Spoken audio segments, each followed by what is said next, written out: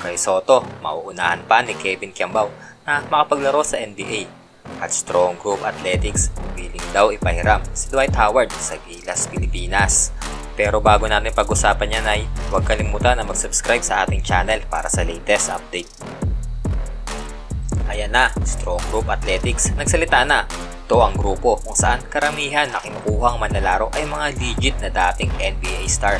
Kabilang dito sina Dwight Howard, Andre Robertson at Andre Blatche. Last year naman ay sina Shabazz Muhammad at Nick Young ang pinaglaro nitong Strong Group Athletics. Pero hindi nyo ba alam na hindi lang pala dapat sina Howard at Blatche ang kukunin ngayon ng Strong Group ngayong taon?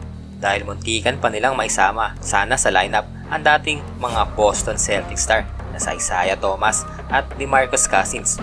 Outlot nga lang ito dahil may commitment pa ito sa ibang liga. Natanong naman si Lau, ang owner ng Strong Groups, kung willing ba silang tumulong sa Gilas, Pilipinas kung hihingin ito ng SBP. Ayon kay Lau ay sina Mr. MVP at Boss RSA ay magandang tandem ngayon. At kahit si Al Francis Chua ay magaling din ang ginawa sa nakarang Asian Games. Pero kung hihingi man daw ito ng tulong ay syempre willing daw siya doon. Para sa bansa, lahat naman tayo ay gusto mapasaya ang mamayang Pilipino. Ito nga daw Dubai Stint ay kung manonotice nyo ay wala naman silang magagain dito sa mga business nila. Hindi naman daw nila dinadala ang pangalan ng mga kanilang produkto. Ginagawa lang daw nila ito dahil love nila ang Pilipinas. Simula na pumasok sila dito ay suportado naman nila ang kanilang mga players at buong team. Gusto nilang i-apply ang ganitong klaseng principle at commitment sa ating national team. Natanong siya kung willing ba siyang paglaruin si Dwight Howard sa Gilas, Pilipinas. Sinabi nito na willing naman daw siya. Ang problema lang daw ay naglaro na ito sa Team USA at under FIBA rules ay bawal na daw ito maglaro sa ibang bansa. Pero kung sa Asian Games at SEA Games at iba pang non-FIBA events ay pwede daw ito. Wait, there's more. Dahil kahit ang iba pa nilang contract ay pwede din daw. Basta para sa bansa, financially at spiritually ay tutulong nga daw sila.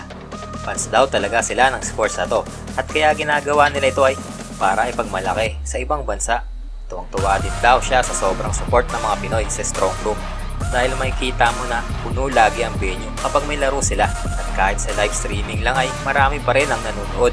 Kahit puyatan ang schedule, kahit Arabic pa ang commentator ay pinapanood pa rin sila. Tuwa nga daw ang mga organizers dito.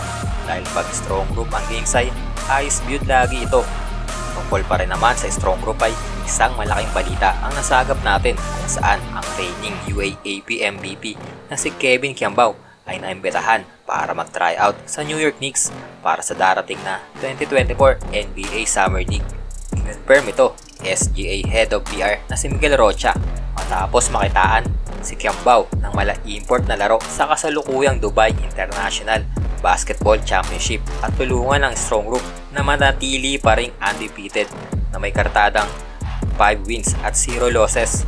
Ang 22 years old na si Kiambao ay na-scout ng New York Knicks at naka-receive ng offer para mag-try out at meron din siyang offer na maging naturalized player ng UAE.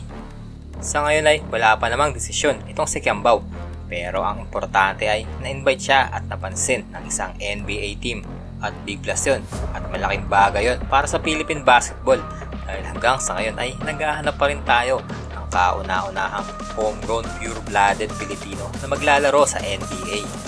Pag-iimbita kay Kiambao ay marami ang nagtaas ng kilay, lalong-lalo na ang mga fans ni Kai Soto. Sinasabi nila na huwag daw magpakalat ng fake news dahil hindi naman daw ito maglalaro sa Summer League, kundi in-invite lamang ito para mag-try out. Sabi rin ng iba na tanging si Kai Soto lang daw ang maaaring may malaki ang chance para makapasok sa NBA dahil mas matangkad daw ito at mas maraming fans kaysa dito kay Kiambao. So, tingin nyo guys, pag-asa ba itong si Kiambao na maging kauna-unahang pure-blooded Pilipino na maglalaro sa NBA? Comment lang sa baba kung may chance ba talaga ito. Salamat sa panonood. Peace!